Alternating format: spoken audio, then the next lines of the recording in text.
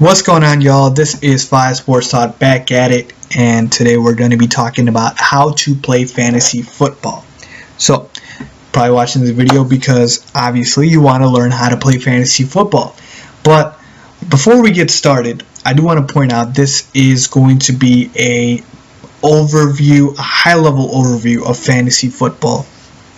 So, if I really went into all the details that go into fantasy football, this video would go on for hours. So this is more of a ground level basic understanding for the beginner fan that he can sort of establish, and then as he plays more, he will learn, and of course practice makes perfect and will get better.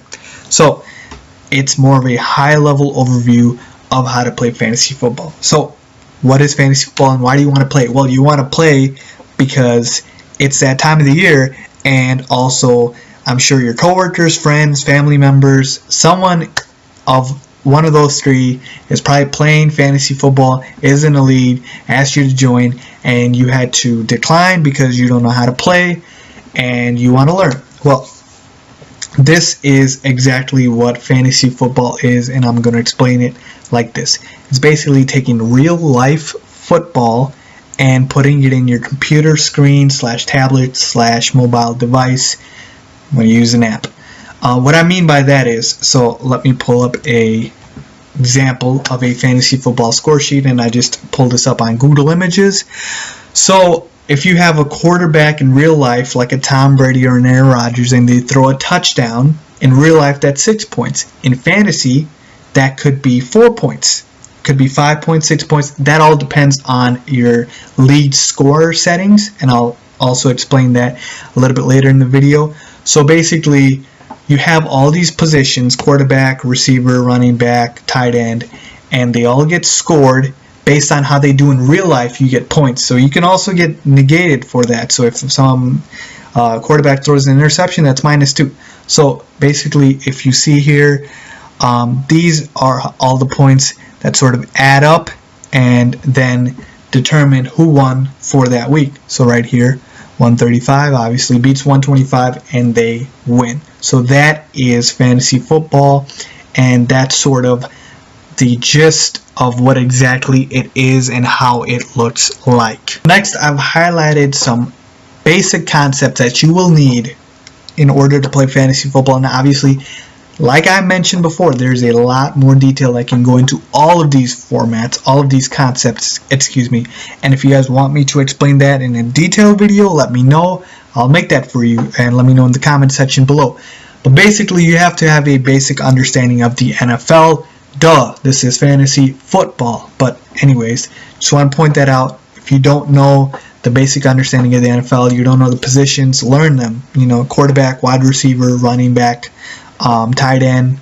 If you don't know the players, Aaron Rodgers, Drew Brees, Tom Brady, Peyton Manning, learn them as well. Teams, Bears, Packers, Cowboys, etc. So first things first, get a basic understanding of the NFL. You don't have to have a high level knowing what the left tackle is and what the offensive line's name is, because that won't even play in a fantasy football. Just learn the offensive positions. That's it. All right. Quarterback, wide receiver, tight end, running back, kicker, and just a general defense. Next up, understanding the scoring format. Now, if you guys see here in the parentheses, I have written PPR and non-PPR. That stands for point per reception and non-point per reception. So point per reception means that anytime a receiver catches the ball, or it could be a running back, as well. So anytime someone catches the ball, they get a point for that. So it's point per reception. Reception is a catch, so you get 1 point. Or you can get half a point. This all depends on your league's settings. Non-PPR receptions don't count as points, so you only get points based on actual yardage. So let me explain. So if I go over to ESPN, and I'm using the ESPN format right now, I have pulled up the league settings. So in this league, I am the league manager, and to pull up the league settings, you would go into under league manager tools, and then there's a section that says league settings.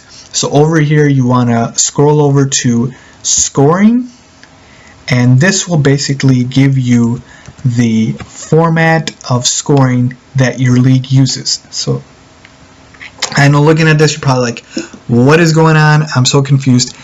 Just relax, everything will be fine. I'll explain it real simply. So, passing yards. This is obviously quarterbacks that throw the football. When they throw it, they get passing yards out of it. So this is 0.05 points per yard. So you can throw a lot of yards in a football game as a quarterback, 400 to 500 yards. That's why this is not that high. If you throw an interception, you're throwing it to the other team, that's bad, -2. Touchdown pass, like we talked about in the example, 4 points. 2-point conversion, this is a rare occurrence. It's usually when a team doesn't take a PAT, and a PAT usually is an automatic, I forgot what the distance is now because they changed the rule. It's an automatic like 30-yard kick after you score a touchdown, and that gives you 1 more point. So that's for passing. For rushing, rush yards, 0.1 yards per rush. And again, I just want to point out all these numbers are editable, and it will all change depending on your league and your manager. So I just want to go quickly high level over the important ones. Rushing yards, 0.1 yards. So that's basically when every time a running back who runs gets a yard, that's 0.1 points. Touchdowns is basically where the majority of your points come from. So if you get a rushing touchdown, that's 6 points. Like I said, passing touchdown, 4 points. Receiving touchdown, 6 points.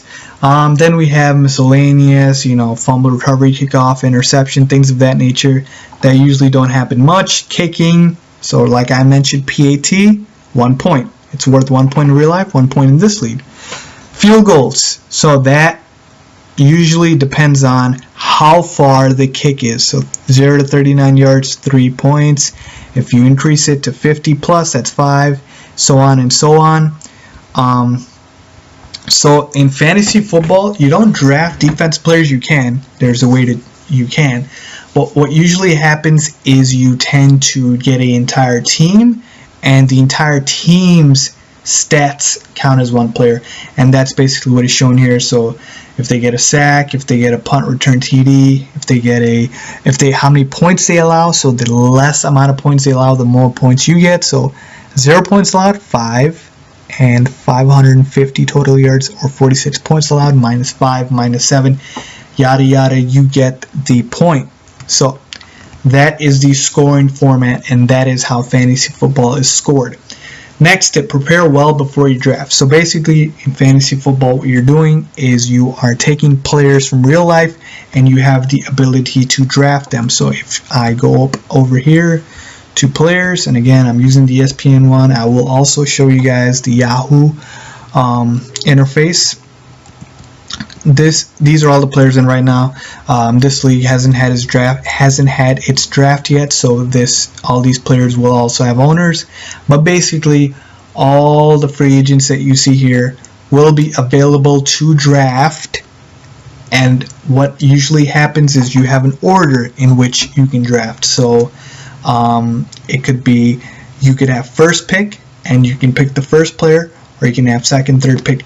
So usually, forgot to mention this, in a typical fantasy football league, you can have anywhere from 8 to 14, maybe 16, usually 8 to 14 players. Most common, 12. 12 to 14, I would say, is the most I see. So that's how many players you can have. So basically, if you draft first in the first round, usually people do a snake order, which means you go last in the second round. So do you know what I'm saying? So you got the first pick, but then you're not going to end up getting that second pick until the end of the second round. So there's usually 16 rounds, I believe. This is a good time to go over your roster. So basically, if you come down here, these are the slots for your players. So you see quarterback, running back, wide receiver, tight end, flex, defense, kicker, and six bench slots. So basically, like I mentioned here, you can only fit the position that those players play within these. Flex, usually you can do wide receiver, tight end, or running back, but not a quarterback. And the reason for that is because quarterbacks can get easy points, and they tend to get a lot because they throw a lot of passing touchdowns and they have the ball in their hands almost the entire time because they're always throwing it, whenever it's offense especially. So that's usually how that goes. So usually you can have 2 wide receivers, 2 running backs. You can have 2 quarterbacks leagues. Usually you do one. You don't have to have a flex spot. This league does. And then bench slots just for your bench players. Going back, set your lineups. This is the most important part of fantasy football. So why is setting your lineup so important? Well, first of all, what exactly do I mean by setting your lineups? Good question. I mean, these are the players that you are basically going to decide are going to be that week's starters. So I pulled up the screen again to show you that these were the starters for this this person's team. So remember, so for this example, he started a quarterback, 2 running backs, I see 2 receivers, and a tight end, a defense, and a kicker. Like I said, so the only difference between this league and the league that I showed you was that my league had 3 wide receivers instead of 2, but you get the point. So basically, these are going to be the guys that you are going to start for that week, and this is what you're allocated to be able to start.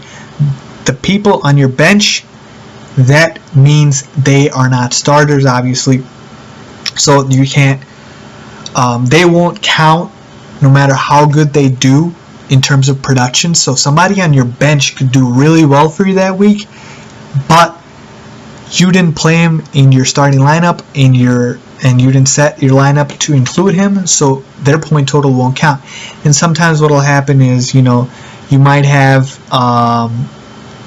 instances where you can't even move players into your starting lineup. Like, say if you have 2 tight ends, you can't play 2 tight ends. Well, actually, for this one you can, since there's a flex, but let's say their flex option wasn't there.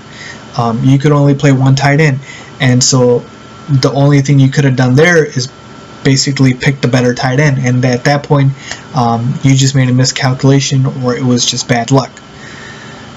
So after that, waiver wire and trades. This is my favorite concept of fantasy football, and the reason for my success, or whatever relative success I consider I have in fantasy football. So the waiver wire is basically, and you guys are probably wondering why I'm only using ESPN's format. Well, it's easier to navigate, even though I do like Yahoo a little bit more. The only reason I like Yahoo more than ESPN, and I have Yahoo's format right here if you guys want to see. The only reason I like Yahoo more than ESPN is because they have this little research tab, which shows you a lot more detail. And you have to remember, since I'm a fantasy football nut, I really read all of these.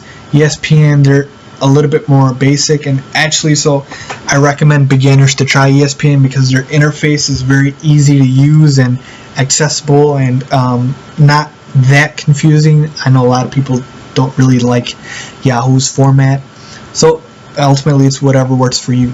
But basically, waiver wire and trades. So like I mentioned, waiver wire is all those players that did not get drafted, so they're going to be pulled into this waiver wire. Now right here you're seeing all the players in the league, and believe me, none of these players, at least the ones I'm seeing here, are not going to be in the waiver wire. They'll all be drafted. So once the players that have not been drafted are in the waiver wire, what usually happens is you can pick them up, but you have to drop somebody from your team for them. So let's say if you pick up a quarterback, if you have 16 roster spots already filled up, you can't pick up that quarterback because you need to drop somebody, and vice versa. Depending on the league, they may have rules and regulations for how many of each position you can have, but generally I don't think there's a limit.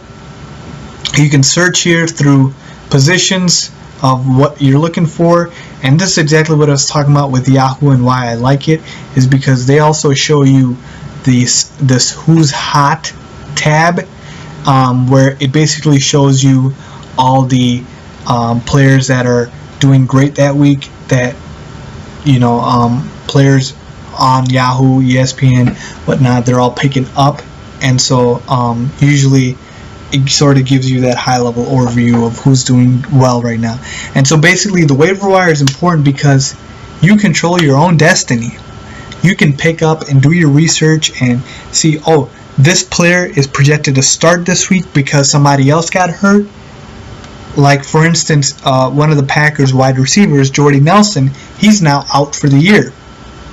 Now, if that had happened in week, let's say, 5 of the NFL season, then I would have obviously gone and looked at who other Packer receivers are there on the roster, and I would have immediately gone and tried to pick up another Packer receiver, because chances are that he's going to play with Jordy Nelson out. So that's kind of what the waiver wire is good for. It basically, you have to live off the waiver wire if you want to do good in fantasy, because if you do your research, these players can become full-time starters and better than the guys you drafted in some instances. I can even give you an example where last year, I believe I only had one guy from the waiver wire. Sorry, I misspoke. I only had 2 guys that I drafted on my roster that still stayed on my roster. The rest of them were waiver wire people. So that just shows you the importance of the waiver wire. Trades, like I mentioned, you can trade players to other players. That's pretty self-explanatory. Usually, I mean, there is trading, but there's not a whole lot, and it's kind of hard to pull people to trade their best players, because everybody wants to rip everybody off. I would recommend doing all your work at the waiver wire, because you don't have to really give up anything. You're just picking up good players and dropping off your bad players. And finally, playoffs. This is what we all play for. We play to win, right? So what and how are the playoffs determined? So if I go over here in League Manager Tools, and so basically playoffs would be under league settings. You can find this also. Teams and divisions, basic settings. And again, I'll just slowly go through this. League name, number of teams, scoring type, head-to-head, format, league manager, blah, blah, blah. Positions, roster, I went over that. Scoring, went over this. Team and division settings, this is irrelevant. It's basically all the teams, and if you want to have divisions, irrelevant. I'm trying to get to the important stuff right here. Aha, playoff setup bracket. So playoff teams, 6.